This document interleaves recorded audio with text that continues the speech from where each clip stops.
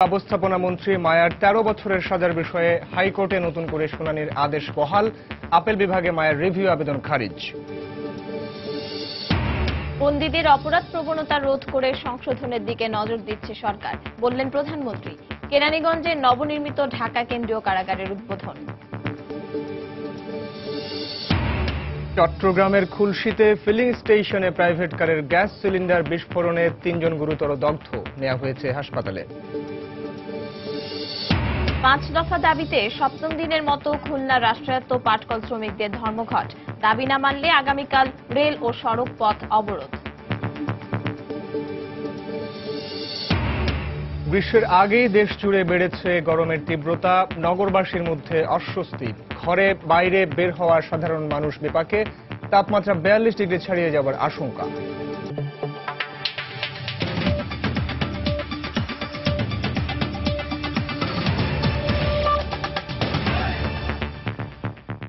বাংলার সময়ের সঙ্গে আছে আমি পারমিতাহীন এবং আমি সাইফুল রুদ্র। দুর্নীতির মামলায় ত্রাণ ও দুর্যোগ ব্যবস্থাপনা মন্ত্রী মোফাজ্জল হোসেন চৌধুরী মায়া ১৩ বছরের সাজার বিষয়ে নতুন করে হাইকোর্টে শুনানির আদেশ বহাল রেখেছেন আপিল বিভাগ। শুনানি না করতে মায়ার করা রিভিউ আবেদন উত্থাপিত হয়নি মর্মে খারিজ করে দিয়ে সকালে এই আদেশ দেন প্রধান বিচারপতি এস.কে সিনহার নেতৃত্বে ৪ সদস্যের বেঞ্চ। মায়া ও দুদকের আইনজীবী জানিয়েছেন, মায়ার ১৩ বছরের সাজা বহাল থাকবে কিনা এ নিয়ে এখন হাইকোর্টের পুনঃশুনানির পর সিদ্ধান্ত জানা যাবে। আফজাল হোসেনের রিপোর্ট। সম্পদের তথ্য গোপন ও জ্ঞাত আয় বহির্ভূত সম্পদ অর্জনের মামলায় ২০০৮ সালে মোফাজ্জল হোসেন চৌধুরী মায়াকে ১৩ বছরের কারাদণ্ড ও ৫ কোটি টাকার জরিমানার রায় দিয়েছিল বিচারিক আদালত। এই রায়ের বিরুদ্ধে আপিল করলে হাইকোর্ট মায়াকে খালাস দেন। হাইকোর্টের ওই রায়ের বিরুদ্ধে সর্বোচ্চ আদালতে আপিল করে দুদক। উভয় পক্ষের শুনানি শেষে ২০১০ সালে মায়ার খালাসের আদেশ বাতিল ঘোষণা করে হাইকোর্টে পুনঃশুনানির নির্দেশ দেন আপিল বিভাগ। ওই আদেশের পুনর্বিবেচনা চেয়ে আবারও আবেদন করেন মায়া। মায়ার করা পুনর্বিবেচনার আবেদনটি উত্থাপিত হয়নি মর্মে রোববার খারিজ করে দেন আপিল বিভাগ। মহামান্য আপিল বিভাগ হাইকোর্টে যে আপিলটি পুনঃশুনানির জন্য পাঠিয়েছে সেই আদেশটি বহাল থাকবে। না, সেই বিষয়ে কোনো এখানে আদেশ দেয়নি। কাজে ওই যে আপিলটা পুনঃশুনানির জন্য পাঠিয়েছে সেই পুনঃশুনানি হবে। যেহেতু জামিনের ব্যাপারে আপিল বিভাগ 14/6/2015 অর্ডারে কিছু বলেনি, কাজে হাইকোর্ট ওনাকে যে জামিন দিয়েছিল উনি সেই জামিনে থাকবেন। এই আদেশের পর মায়ের আইনজীবী জানিয়েছেন, নিম্ন আদালতের ১৩ বছরের সাজা বহাল থাকবে কিনা এখন তা নির্ভর করছে হাইকোর্টের ওপর। সাজা থাকবে কি না থাকবে এটা পুনর্বিচার আছে এখানে হাইকোর্টে, সেই পুনর্বিচার হবে। তারপরে পুনর্বিচারে সাজা থাকবে না না থাকবে সেটা এখানে বিচার হবে। তার সাজা বহাল তো এই প্রশ্ন নাই। এদিকে সাবেক অতিরিক্ত অ্যাটর্নি জেনারেল এম.কে. রহমান মনে করেন, মায়ার রিভিউ খারিজের মধ্য দিয়ে নিম্ন আদালতের ১৩ বছরের সাজা এখনো বহাল রয়েছে। এখন তার খালাস না আসে, এখন নিম্ন আদালতে সাজা দিয়েছে ওটা আছে।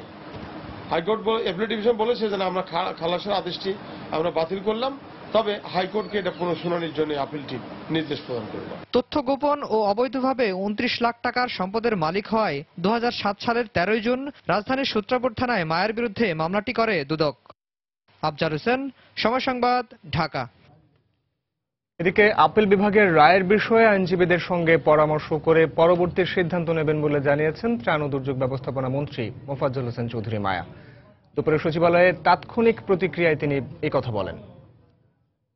কতটুকু সত্য মিথ্যা তাও তো বলতে পারি না, জাজমেন্টের কিছু তাও জানি না। আইনের প্রতি সম্পূর্ণ শ্রদ্ধাশীল, আইন যা বলবে আমি সেভাবেই কাজ করব। যে আইনজীবী আছে তার সাথে পরামর্শ সাপেক্ষে আমি আমার ব্যবস্থা জানব। বন্দিশালা নয়, সংশোধনাগার হিসেবে দেশের কারাগারগুলোকে গড়ে তোলার তাগিদ দিয়েছেন প্রধানমন্ত্রী শেখ হাসিনা। বলেছেন, কারাগারের ভেতরেই বন্দীদের অপরাধ করার মানসিকতা থেকে বের করে আনতে হবে। কেরানীগঞ্জে নবনির্মিত ঢাকা কেন্দ্রীয় কারাগারের উদ্বোধন করে প্রধানমন্ত্রী একথা বলেন। নাজিমউদ্দিন রোডের বর্তমান কারাগার থেকে এই মাসের মধ্যেই বন্দীদের সরিয়ে নেওয়া হবে নতুন কারাগারে। ঢাকা মাওয়া মহাসড়কের রাজেন্দ্রপুরে ১৯৪ একর জমিতে তৈরি নতুন এই কেন্দ্রীয় কারাগার। এই কারাগার চালু হওয়ায় ১৭৮৮ সালে তৈরি পুরাতন ঢাকার কেন্দ্রীয় কারাগার চলে যাবে ইতিহাসের পাতায়। ৮৫০০০-এরও বেশি বন্দী ধারণ ক্ষমতা সম্পন্ন এই কারাগার উদ্বোধন করেন প্রধানমন্ত্রী শেখ হাসিনা। ঘুরে দেখেন এর বিভিন্ন অংশ। অপরাধীদের স্বাভাবিক জীবনে ফিরিয়ে আনতে কারাগারগুলোকে সংশোধনাগার হিসেবে গড়ে তোলার তাগিদ দেন প্রধানমন্ত্রী। বলেন, সাজার মেয়াদ শেষে মুক্ত হয়ে অপরাধীরা যেন স্বাভাবিক জীবনে ফিরতে পারে, সেজন্য প্রয়োজনীয় ব্যবস্থা নিতে হবে। আমি মনে করি যে সরকার হিসেবে আমাদের দায়িত্ব রয়েছে, সমাজের একটা দায়িত্ব রয়েছে যে সেই মানুষটা যে এই ধরনের অপরাধ করছে তাকে কিভাবে আরো অপরাধের হাত থেকে অপরাধ করার এই যে প্রবণতা এর থেকে সরিয়ে আনা যায়, তাকে আরো সংশোধন করা যায় এবং সংশোধন করে তার জীবনটা যেন কর্মমুখী হয় সেই ব্যবস্থাটা নেওয়া। প্রধানমন্ত্রী বলেন, কেন্দ্রীয় কারাগারে সার্বক্ষণিক বিদ্যুৎ সরবরাহ নিশ্চিত করা হবে। একই সঙ্গে সারা দেশে বিদ্যুতের চাহিদা মেটাতে সরকারের প্রচেষ্টার কথাও তুলে ধরেন তিনি। বলেন, একটি মহল না বুঝেই বাঁশখালীতে কয়লাভিত্তিক বিদ্যুৎ কেন্দ্রের বিরোধিতা করছে। আজকাল তো বিদ্যুৎ উৎপাদন করতে গেলেই আবার এক দল নামে, আন্দোলনের নামে, পরিবেশ রক্ষার নামে, সেটা আপনারা নিশ্চয়ই দেখেছেন। কয়লা ভিত্তিক বিদ্যুৎ কেন্দ্র করতেই নাকি দেবে না। কয়লার ভিত্তিক বিদ্যুৎ কেন্দ্র বলে বলে অ্যাসিড বৃষ্টি হবে। অক্সফোর্ড থেকে শুরু করে সারা পৃথিবীতে কয়লা ভিত্তিক বিদ্যুৎ কেন্দ্র রয়েছে, তারপরে এ ধরনের কিছু উদ্ভট কথা বলে অযথা কতগুলি মানুষের জীবন পর্যন্ত নিয়ে নেওয়া হলো, এটা হচ্ছে দুঃখজনক। প্রধানমন্ত্রী বলেন, দ্রুত দেশের বিদ্যুৎ উৎপাদন বাড়ানো হয়েছে, আর এর জন্য দেশের মানুষ স্বস্তিতে আছে। যারা দেশের মানুষের স্বস্তি চায় না তারা বিদ্যুৎ উৎপাদনে বাধা দিচ্ছে বলে মন্তব্য করেন তিনি। বৃষ্টি পানি সংরক্ষণের জন্য। শাহ আলী জয়, সময় সংবাদ, ঢাকা। মানবতা বিরোধী অপরাধের দায়ে মৃত্যুদণ্ডপ্রাপ্ত জামায়াত নেতা মতিউর রহমান নিজামীর করা রায় পুনর্বিবেচনার আবেদনের শুনানি ৩রা মে। সকালে প্রধান বিচারপতি এস.কে. সিনহার নেতৃত্বে আপিল বিভাগের 4 সদস্যের বেঞ্চ শুনানির এই তারিখ নির্ধারণ করেন। রায় পুনর্বিবেচনার রিভিউ আবেদনের জন্য সময় চাইলে তা মঞ্জুর করেন আপিল বিভাগ। এরপর কোনো অজুহাতেই আর সময় আবেদন মঞ্জুর করা হবে না বলে জানান আদালত। এর আগে গত রোববার জামায়াতের এই নেতার রিভিউ শুনানির জন্য আসামি পক্ষের আইনজীবীরা সময় আবেদন করলে আদালত তা পিছিয়ে শুনানির জন্য আজকের দিন ধার্য করে দেন। যুদ্ধাপরাধের দায়ে গত 6 জানুয়ারি ট্রাইব্যুনালের দেয়া ফাঁসির রায় বহাল রেখে আদেশ দেন আপিল বিভাগ। পরে রায় পুনর্বিবেচনার জন্য গত 29 মার্চ আবেদন করেন আসামিপক্ষ। মুক্তিযুদ্ধের সময় পাবনায় বুদ্ধিজীবী হত্যা, গণহত্যা, ধর্ষণের দায়ে জামায়াতের এই নেতাকে 2014 সালের 29 অক্টোবর ফাঁসির আদেশ দেন ট্রাইব্যুনাল। ছুটির পর যে কোনো দিন ধার্য করার জন্য আবেদন করেছিলাম।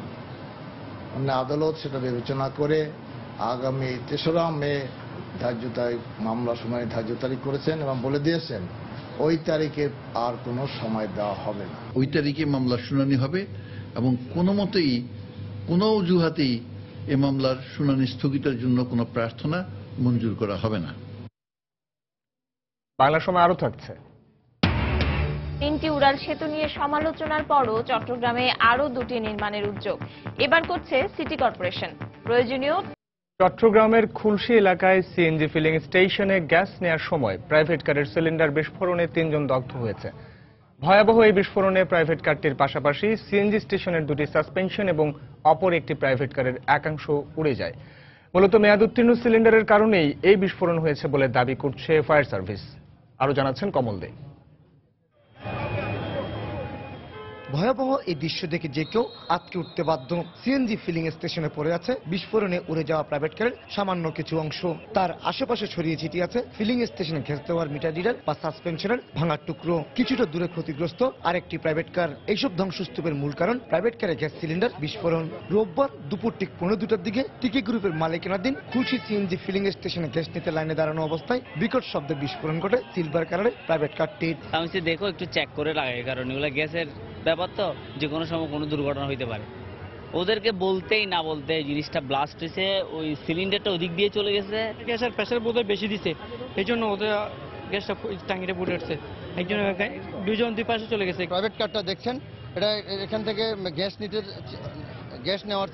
নিতে ছিল, ড্রাইভার নিচে দাঁড়ানো ছিল, যে গ্যাস দিচ্ছে এক পর্যায়ে হঠাৎ করে এটা গ্যাস সিলিন্ডারগুলো বাস্ট হয়ে গাড়িটা হয়েছে। মেয়াদ উত্তীর্ণ সিলিন্ডারের কারণে এই ঘটনা ঘটেছে বলে দাবি করেছেন ফিলিং স্টেশনের ম্যানেজার। একই ধরনের তথ্য দিয়েছেন ফায়ার সার্ভিসের কর্মকর্তারাও। গাড়িতে কোনো লোক ছিল না, ড্রাইভার পাশে ছিল, তো পালাই গেছে, ও নাই, এখন নাই। তবে আমাদের ব্যাপক ক্ষয়ক্ষতি হয়েছে। আমাদের দুইটা ডিসপেন্সার নষ্ট হয়েছে, শেড নষ্ট হয়েছে, ওয়াল নষ্ট হয়ে গেছে। অতি পুরাতন যদি গ্যাস সিলিন্ডার বা ত্রুটিযুক্ত সিলিন্ডার থাকে এতে এ ধরনের ক্ষেত্রে হইতে পারে। আমার মনে হয় গাড়ির যে অবস্থা দেখা যাচ্ছে, গাড়ি একদম পুরো ডিস্ট্রয় হয়ে গেছে গাড়িটা। বিস্ফোরণের পর পুনরায় দুর্ঘটনা এড়াতে সিএনজি ফিলিং স্টেশনের সবগুলো সাসপেনশন বন্ধ করে দিয়েছে ফায়ার সার্ভিস। কমল দে, সময় সংবাদ, চট্টগ্রাম। চৈত্রের অসহনীয় গরমে অতিষ্ঠ রাজশাহী অঞ্চলের মানুষের জীবনযাত্রা। এতে অস্বস্তিতে পড়েছেন মহানগরীর মানুষ। আবহাওয়াবিদরা বলছেন, বৃষ্টি না হলে গরমের মাত্রা কমার সম্ভাবনা নেই। বিস্তারিত সাইফুর রহমান রকির রিপোর্টে। গেল কয়েকদিন ধরে রাজশাহীতে 35 থেকে 39 ডিগ্রি সেলসিয়াস পর্যন্ত ওঠানামা করছে তাপমাত্রা। গরমের তীব্রতা বাড়ার সাথে সাথে নগরবাসীর কষ্ট বেড়েছে। এতে স্বাভাবিক কাজকর্মে অনেক ক্ষেত্রে নেমে এসেছে স্থবিরতা। খেটে খাওয়া মানুষেরা বলছেন, একটু কাজ করতেই হাঁপিয়ে উঠছেন তারা। ফলে আয় উপার্জনও কমে গেছে তাদের। ছাতা ছাড়া বের হওয়াই যাচ্ছে না, মানে আমরা বাইরে বের হচ্ছি জাস্ট কাজটা সেরে আবার বাসায় ঢুকে যেতে হচ্ছে। যেখানে যাই সেখানেই গরম। এই তাপমাত্রায় মানুষ শীতস্ট্রোক হওয়ার সম্ভাবনা আছে। খুবই তাপদাহ, আমাদের মানে অস্বাভাবিক আর কি, এরকম আমাদের জীবদ্দশায় দেখিনি। রোদের লাগে গরমে লাগে আইলে গেছি জিরাছি, গরমে ধরেন ভাড়া মারতে পারছি না। গরমের এই তীব্র যন্ত্রণা থেকে স্বস্তি পেতে অনেকেই নেমে পড়েছেন পুকুর বা নদীতে। অনেকে আবার তৃষ্ণা মেটাতে ছুটছেন ডাব, আখের রস ও শরবতের দোকানে। এতে বেচা কেনা বেড়েছে মৌসুমী ব্যবসায়ীদের। প্রচন্ড গরম ভাই, আমরা রস খাচ্ছি, ডাব খাচ্ছি। আগে 180 দিয়ে বিক্রি হতো, এখন 200-250 বিক্রি হচ্ছে। বেচা কেনা খুব ভালো।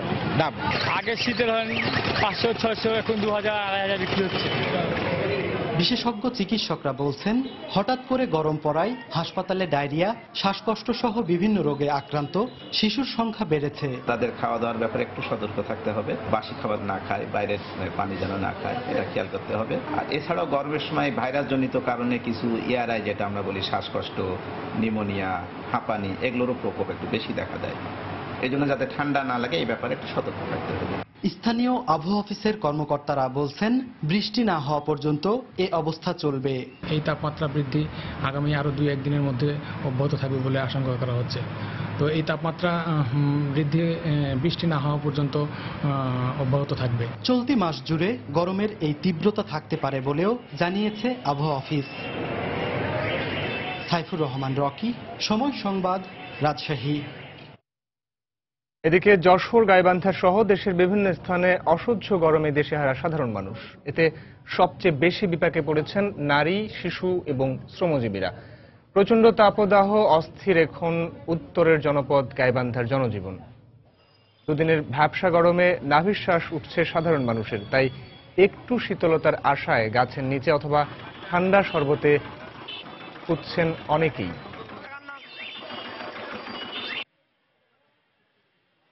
গত কদিনের মতো আজও খাঁ খাঁ রোদে পুড়ছে দক্ষিণ পশ্চিমের জনপদ যশোর। কাঠফাটা রোদে ব্যাহত হচ্ছে মানুষের দৈনন্দিন কাজকর্ম। তাপমাত্রা আর আর্দ্রতার উচ্চমুখী পারদের সবচেয়ে বিপাকে শ্রমজীবীরা। এদিকে বেলা 12টায় কুষ্টিয়ায় সর্বোচ্চ তাপমাত্রা রেকর্ড করা হয় 39 ডিগ্রি সেলসিয়াস। এই তাপমাত্রা আরও কয়েকদিন অব্যাহত থাকতে পারে বলে জানিয়েছে আবহাওয়াবিদরা। এই গরমে ধরেন খুবই কষ্টের কাজ, এই 2-3 ঘন্টা আর বেশি কাজ করতে পারি না। অনেক গরম লাগছে, এই জন্য আমরা এখন অনেকক্ষণ ধরে অসুস্থ পাচ্ছি, প্রায় 1 ঘন্টা হবে।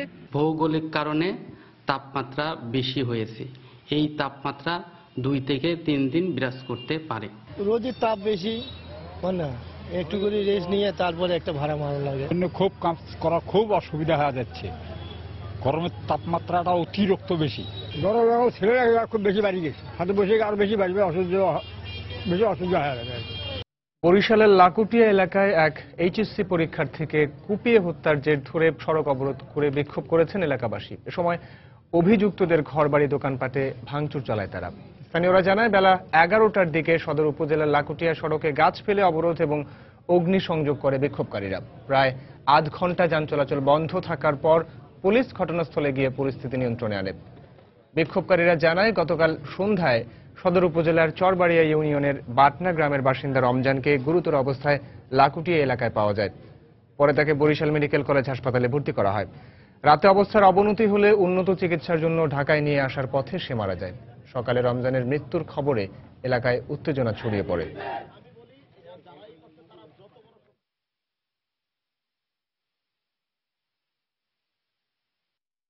আমার একটি মাত্র ভাই, আমাদের সংসারে ও প্রদীপ জ্বালাবে, আর সেই প্রদীপ ও লিভাই দিচ্ছে। ওদের যাদের উপরে দিচ্ছিল তাদেরটা কথা, কিন্তু তার আগে ওরা আমাদের দিকে এরকম কিসের জন্য? আমার ভাই তো কোনো জড়িত নেই, কিন্তু কিসের জন্য এই ঘর দুয়ার গুলো এইভাবে করলো তারা? মারা যাওয়ার খবর সংবাদের পরে এখানকার তার আত্মীয় স্বজনরা উত্তেজিত হয়ে রাস্তাঘাট অবরোধ করার চেষ্টা করে এবং কিছু ক্ষয়ক্ষতি করছে। আর আমার ফোর্স ডিপ্লয়মেন্ট আছে এবং এই ধরনের ক্ষয়ক্ষতি আর যাতে না হয় সেই জন্য আমরা সতর্ক আছি। বকেয়া বেতন পরিশোধ সহ 5 দফা দাবিতে খুলনার রাষ্ট্রায়ত্ত 7টি পাটকলে টানা 7ম দিনের মতো ধর্মঘট পালন করছে রাষ্ট্রায়ত্ত পাটকল সিবিএ নন সিবিএ শ্রমিক ঐক্য পরিষদ। কর্মসূচির অংশ হিসেবে সকালে মিলের সামনে থালা হাতে মিছিল বের করা হয়। এতে অংশ নেন সংগঠনের আহ্বায়ক ও সদস্য সচিব সহ বিভিন্ন পাটকলের কয়েক হাজার শ্রমিক। পরে বিএডিসি সড়কে একত্রিত হয়ে বিভিন্ন সড়ক প্রদক্ষিণ করে তারা।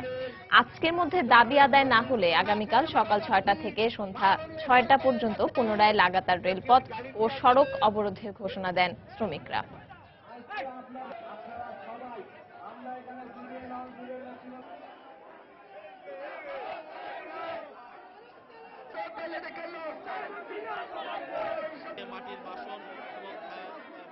নয় 10 বেতন পাই না, তারপরে মুজিগমা দিচ্ছে না, আমাকে এরিয়া পাচ্ছি না, ভাত নাই, কাপড় নাই, মেয়ে বেলারে খাওয়াইতে পারি না, বই কেনার পয়সা দিতে পারি না।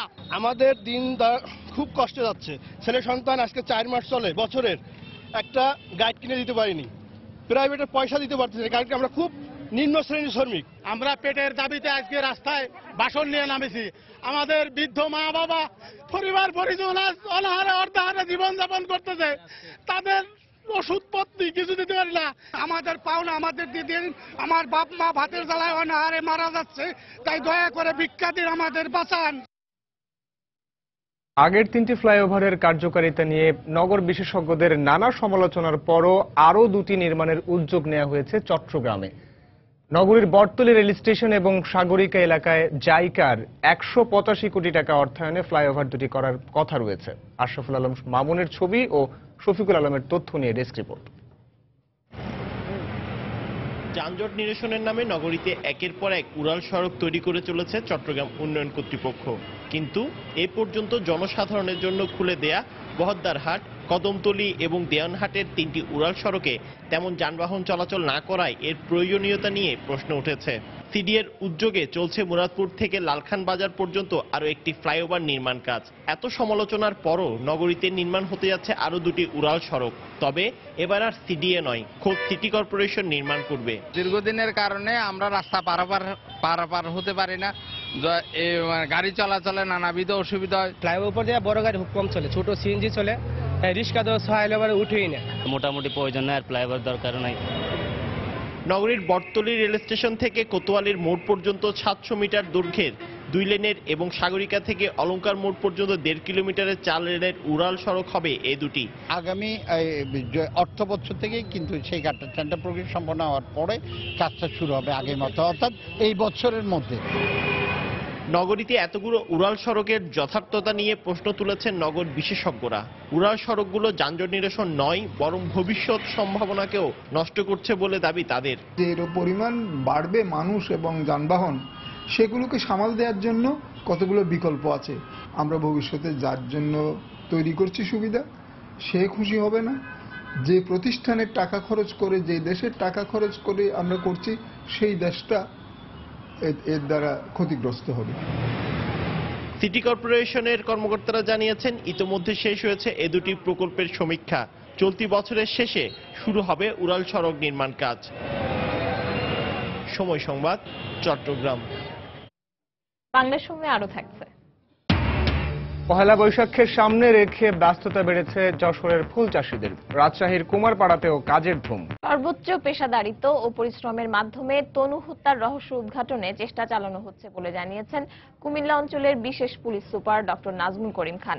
দুপুরে কুমিল্লার অলিপুরে হত্যার ঘটনাস্থল পরিদর্শন শেষে সিআইডি কার্যালয়ে সাংবাদিকদের এক প্রশ্নের জবাবে তিনি একথা জানান। ঘটনাটিকে সারা বাংলাদেশের ঘটনা মনে করে এটি এরকম ঘটনার জন্য পুনরাবৃত্তি না হয়, এটি ঘটনার জন্য সর্বোচ্চ মেধা, সর্বোচ্চ সিনসিয়ারিটি, সর্বোচ্চ পরিশ্রম দিয়ে যাচ্ছি। এরই সূত্র ধরে ডিআইজি স্যার এখানে আসছে।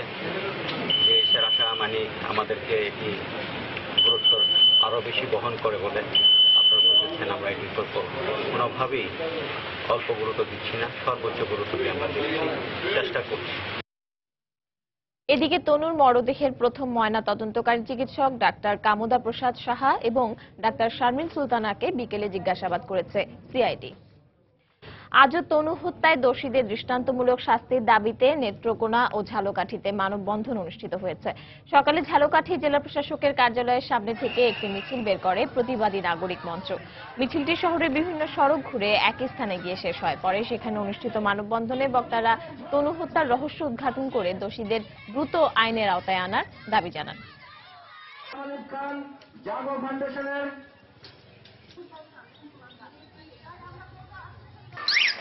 একই দাবিতে দুপুরে নেত্রকোনার পূর্বধলা মধ্যবাজার এলাকায় মানববন্ধনের আয়োজন করে নারী নির্যাতন প্রতিরোধ কমিটি ও স্বাবলম্বী।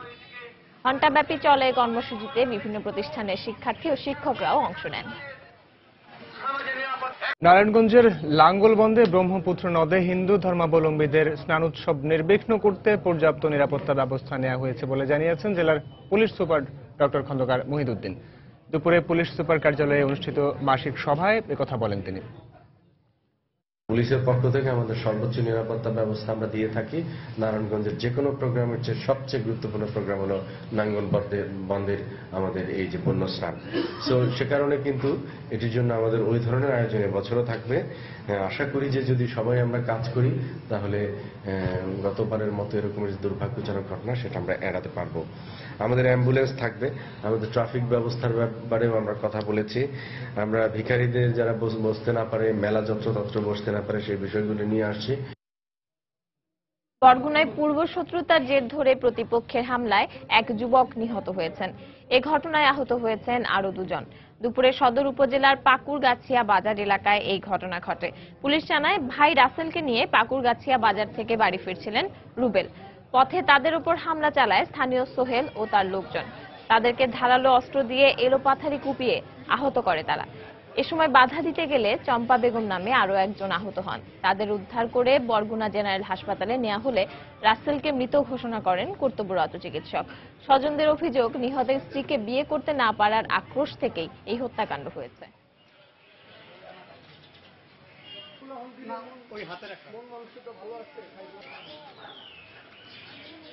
এই নিয়ে অনেকবার কথা কাটাকাটি হয়েছে, ঝগড়াঝাটি হয়েছে।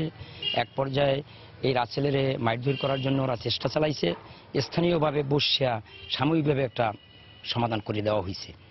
আর সেইটার জের ধরেই আজকে যে ঘটনা ঘটছে সেটা শুরু করছে। হসপিটালে আসে জখমীদেরকে দেখেছি। একজন হসপিটাল থেকে জানা গেছে একজন মারা গেছে। এক মেয়েকে রাসেল বিবাহ করছে, তার আক্রোশে তাকে মারপিট করে হত্যা করছে। সিরাজগঞ্জের রায়গঞ্জে ফুলজোর নদীতে এবারই প্রথম খাঁচায় মাছ চাষ করে ব্যাপক সফলতা পেয়েছেন এলাকার বেকার যুবকরা। প্রতি খাঁচায় লাভ করছেন প্রায় 50,000 টাকা। এমন সফলতা দেখে স্থানীয় অনেক শিক্ষিত যুবক এগিয়ে এসেছেন এই পদ্ধতিতে মাছ চাষে। সিরাজগঞ্জ থেকে আরো জানাচ্ছেন রিঙ্কু কুণ্ডু। সিরাজগঞ্জের রায়গঞ্জ উপজেলার ফুলজোর নদীতে খাঁচায় মাছ চাষ করে ভাগ্য ফিরতে শুরু করেছে এলাকার শিক্ষিত বেকার যুবকদের। চাকরির পেছনে না ছুটে 1 বছর আগে স্থানীয় মৎস্য বিভাগ থেকে প্রশিক্ষণ নিয়ে 14টি খাঁচায় মাছ চাষ শুরু করে তারা। বর্তমানে 47টি খাঁচা রয়েছে তাদের। প্রথম দফায় প্রতিটি খাঁচায় খরচ বাদে 50,000 টাকা লাভের আশা করছেন তারা। যদি আমরা 150 টাকা কেজি করে বিক্রি করি বাজার দরে, তাহলে আমাদের প্রতি খাঁচায় 1 লাখ টাকা করে বিক্রি করতে পারবো। মাছ চাষ শুরু করে দেখলাম যে আমার চাকরির থেকে এখানকার রেজাল্ট আমার ভালো আসতেছে। এজন্য আমি নিজের চাকরির দিকে উদ্বুদ্ধ না হয়ে আমি মাছ চাষে বেশি মনোযোগ দিচ্ছি। যুবকরা জানান এই পদ্ধতিতে মাছ চাষ লাভজনক হওয়ায় খাঁচার সংখ্যা যেমন দিন দিন বাড়ছে, তেমনি বাড়ছে আগ্রহীর সংখ্যাও। আমাদের এখানে 47টা খাঁচা আছে। 47 খাঁচার ভিতরে থেকে লাভ আসবে 20 থেকে 22 লাখ টাকা। অনেকেই এটা করতে চাইছে, তারা বলছে তোমাদের এক শীট উঠুক, তারপর আমরা তোমাদের প্রফিটের অবস্থা দেখে আমরা কার্যক্রম শুরু করব। আর এ কাজে নানাভাবে সহযোগিতা করছেন স্থানীয় মৎস্য বিভাগ। উপজেলা মৎস্য কর্মকর্তা এবং আমি নিজে এটা মাঝে মাঝে পরিদর্শন করি, তাদেরকে পরামর্শ দিই, কোনো সমস্যা হচ্ছে না এবং দ্রুত খাঁচাগুলো বৃদ্ধি পাচ্ছে। খাঁচায় মাছ ছাড়া 4 মাস পর তা বিক্রির উপযোগী হয়। এ পদ্ধতিতে রায়গঞ্জ উপজেলায় 120 জন যুবক তেলাপিয়া মাছের চাষ করছেন। রিঙ্কু কুন্ডু, সময় সংবাদ, সিরাজগঞ্জ। ফরিদপুরে 2 পরিচ্ছন্নতা কর্মীকে হত্যার ঘটনায় জড়িতদের বিচারের দাবিতে বিক্ষোভ মিছিল ও মানববন্ধন কর্মসূচি পালন করা হয়েছে। সকাল 10টার দিকে শহরের মুজিব সড়কে এই মানববন্ধনের আয়োজন করা হয়। এতে নিহতের সহকর্মীরা সহ বিভিন্ন শ্রেণী পেশার মানুষ অংশ নেন। এ সময় বক্তারা দ্রুত হত্যাকারীদের গ্রেফতারের দাবি জানান। মানববন্ধন শেষে একটি বিক্ষোভ মিছিল বের করা হয়। মিছিলটি শহরের বিভিন্ন সড়ক ঘুরে জেলা প্রশাসকের কার্যালয়ের সামনে গিয়ে শেষ হয়। পরে জেলা প্রশাসকের কাছে স্মারকলিপি দেন তারা।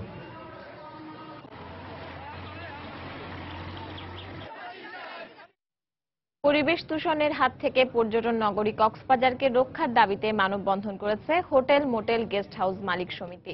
দুপুরে কক্সবাজার পৌরসভা কার্যালয়ের সামনে এই মানববন্ধনের আয়োজন করা হয়। ঘণ্টাব্যাপী চলা এই কর্মসূচিতে বক্তারা বলেন, জেলার 4 শতাধিক হোটেল মোটেল ও রিসোর্টের মধ্যে এসটিপি রয়েছে মাত্র 6টিতে। এ সময় তারা পরিবেশ দূষণ রোধে সরকারিভাবে অন্যান্য হোটেল মোটেলে এসটিপি স্থাপনের দাবি জানান। মানববন্ধন শেষে জেলা প্রশাসকের কাছে স্মারকলিপি দেন তারা।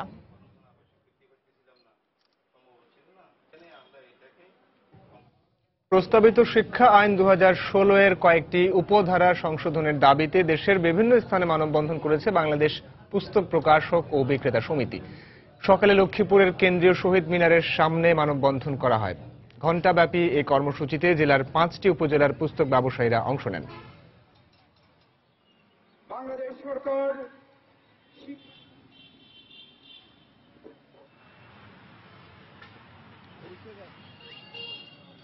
বাগেরহাটে প্রস্তাবিত শিক্ষা আইন সংশোধনের দাবিতে মানববন্ধন করেছে পুস্তক প্রকাশক ও বিক্রেতারা। এ সময় মুখে কালো কাপড় বেঁধে প্রতিবাদ কর্মসূচিতে অংশ নেন শতাধিক মানুষ।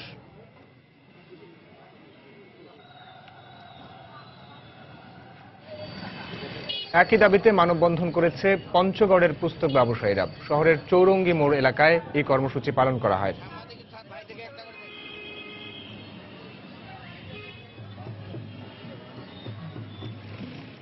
এছাড়া পিরোজপুর ও ঠাকুরগাঁও সহ দেশের বিভিন্ন স্থানে প্রতিবাদ কর্মসূচি পালন করেছে বাংলাদেশ পুস্তক প্রকাশক ও বিক্রেতা সমিতি। করা নাড়ছে বাংলা নববর্ষ।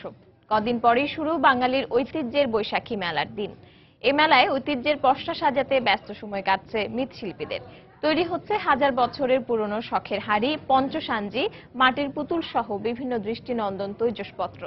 মেলার মধ্য দিয়ে হারাতে বসা মৃৎশিল্পকে জিইয়ে রাখতেই নানা উদ্যোগ নিচ্ছেন তারা। বিশেষজ্ঞরা বলছেন, ঐতিহ্যকে টিকিয়ে রাখতে প্রয়োজন এই শিল্পের আধুনিকায়ন। আব্দুল সালামের তোলা ছবিতে রাকিবুল হাসানের প্রতিবেদন। রাজশাহীর পবার বসন্তপুরের পালপাড়া। পহেলা বৈশাখকে সামনে রেখে এখানে বাড়ির নারী পুরুষের দক্ষ হাতের সুনিপুণ নৈপুণ্যে তৈরি হচ্ছে ঐতিহ্যের নানা সামগ্রী। মাটির বউ পুতুল, শখের হাড়ি, ছোট ছোট শিকে পাতিল, শানকি সহ তৈরি হচ্ছে নিত্য প্রয়োজনীয় তৈজসপত্র। এসব পণ্য নেওয়া হবে ঢাকার সহ দেশের বিভিন্ন মেলায়। বৈশাখী মেলায় এমন বর্ণিল মৃৎশিল্পের কদর থাকায় আসছেন ভিন জেলার ক্রেতারাও। রঙের কাজে ব্যস্ত, বৈশাখীর জন্য আমরা খুব পড়াপড়ি করছি। একে সাজি বলা হয়। আগেকার ধরেন যে আগের মানুষেরা এতে ধরেন যে ঝোলা গহনা ঘাটি থুয়ে। তো আমার বাড়ি কুষ্টিয়া, আমি বাগধানৈতিক মাল নিয়ে যাচ্ছি। আমার দেশে প্রচুর চাহিদা এই মালের। আধুনিকতার ছোঁয়ায় হারাতে বসেছে এই মৃৎশিল্প।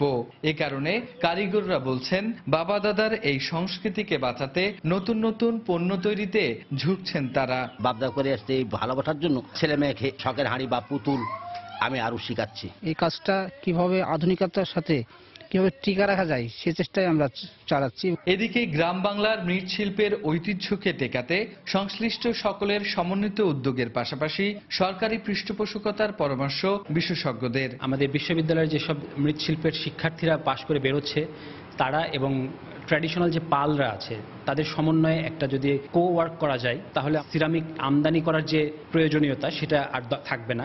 এই গ্রামে বাস করছেন 30টির বেশি মৃৎশিল্পীর পরিবার। আর 20 বছর পূর্বে রাজশাহীতে পাল সম্প্রদায়ের প্রায় 4000 পরিবার বসবাস করলেও বর্তমানে সঠিক পরিসংখ্যান দিতে পারেনি পরিসংখ্যান বিভাগ। রাকিবুল হাসান, সময় সংবাদ, রাজশাহী। মৌসুমের শেষ সময় হলেও পহেলা বৈশাখের বাজার ধরতে প্রস্তুত যশোরের গদখালির ফুল চাষিরা। সে লক্ষ্যে সব প্রস্তুতি শেষ করেছেন তারা। এই দিনটিতে প্রায় 3 কোটি টাকার ফুল বিক্রির লক্ষ্যমাত্রা তাদের। জুয়েল মৃধার তথ্য ও সাব্বির আল জামানের ছবি নিয়ে ডেস্ক রিপোর্ট। 1982 সালে যশোরের ঝিকরগাছা উপজেলার গদখালিতে বাণিজ্যিকভাবে প্রথম ফুল চাষ শুরু হয়। সেই থেকে প্রতি মৌসুমে 5টি উৎসবকে ঘিরে মূল বেচাকেনা করে থাকেন গদখালির ফুল চাষিরা। উৎসবগুলোর মধ্যে বসন্ত দিবস, ভালোবাসা দিবস, মাতৃভাষা দিবস ও স্বাধীনতা দিবসের বেচাকেনা শেষ করেছেন তারা। এখন মৌসুমের শেষ সময় পার করছেন তারা। তবে মাঠে পর্যাপ্ত ফুল থাকলেও কোনো উৎসব সামনে না থাকায় ফুলের দাম নেই বললেই চলে। তবে মৌসুমের শেষ উৎসবটি ঘিরে আশায় বুক বেঁধেছেন চাষিরা। সব ফুলের দাম কম এখন, যেমন আমাদের গাঁদা ফুল এখন খুব দাম কম, 40 টাকা 50 টাকা হাজার বিক্রি আছে। এখন অনুষ্ঠান শেষ, সব আপনার পয়লা বৈশাখ আসলে একটু দাম উঠবে। আর পহেলা বৈশাখের বাজার ধরতে সব প্রস্তুতি নেওয়া হয়েছে বলে জানালেন ফুল চাষিরা। যেহেতু এখন দাম কম, আমরা পর্যাপ্ত পরিমাণে পয়লা বৈশাখের উপলক্ষে রেখে দিয়েছি যে এটা আমরা পয়লা বৈশাখের উপলক্ষে বিক্রি করব। সব রকমের ফুল রাখি করেছি শুধুমাত্র পয়লা বৈশাখ এই উপলক্ষে। আশা করা যায় যে দাম কিছুটা হলেও ভালো হবে। এই উৎসবকে ঘিরে প্রায় 3 কোটি টাকার ফুল বিক্রির টার্গেট নেওয়া হয়েছে বলে জানান এই ফুল চাষী নেতা। 3-4 দিন আগে থেকে পয়লা বৈশাখ উপলক্ষে ফুল বেচা বিক্রি শুরু হবে। আমরা আশা করছি যে বছরে প্রায় 3 কোটি টাকার ফুল এই পয়লা বৈশাখ উপলক্ষে বিক্রি হবে। যশোরের গদখালি, পানিসারা ইউনিয়ন সহ বেশ কয়েকটি ইউনিয়নে বর্তমানে বাণিজ্যিকভাবে উৎপাদিত হচ্ছে রজনীগন্ধা, গোলাপ, জারবেরা, গাঁদা, গ্ল্যাডিওলাস, জিপসি সহ 11 ধরনের ফুল। সময় সংবাদ, যশোর। বাংলা সময়ের শীর্ষ সংবাদগুলো জানিয়ে দিচ্ছে আরেকবার। দুর্নীতির মামলায় ত্রাণ ও দুর্যোগ ব্যবস্থাপনা মন্ত্রী মায়ার 13 বছরের সাজার বিষয়ে হাইকোর্টে নতুন করে শুনানির আদেশ বহাল। আপিল বিভাগে মায়ার রিভিউ আবেদন খারিজ। বন্দীদের অপরাধ প্রবণতা রোধ করে সংশোধনের দিকে নজর দিচ্ছে সরকার, বললেন প্রধানমন্ত্রী। কেরানীগঞ্জে নবনির্মিত ঢাকা কেন্দ্রীয় কারাগারের উদ্বোধন। চট্টগ্রামের খুলশীতে ফিলিং স্টেশনে প্রাইভেট কারের গ্যাস সিলিন্ডার বিস্ফোরণে 3 জন গুরুতর দগ্ধ, নেওয়া হয়েছে হাসপাতালে। 5 দফা দাবিতে 7ম দিনের মতো খুলনার রাষ্ট্রায়ত্ত পাটকল শ্রমিকদের ধর্মঘট। দাবি না মানলে আগামীকাল রেল ও সড়ক পথ অবরোধ। এবং গ্রীষ্মের আগেই দেশ জুড়ে বেড়েছে গরমের তীব্রতা। নগরবাসীর মধ্যে অস্বস্তি, ঘরে বাইরে বের হবার সাধারণ মানুষ বিপাকে। তাপমাত্রা 42 ডিগ্রি ছাড়িয়ে যাবার আশঙ্কা। এই ছিল বাংলার সময়। যে কোনো খবর পেতে ভিজিট করুন সময়নিউজ.tv। এছাড়া এই মাত্র পাওয়া খবর আপনার মোবাইলে পেতে SMS করুন *SN লিখে পাঠিয়ে দিন 16242 নম্বরে। সঙ্গে থাকুন সময়ের।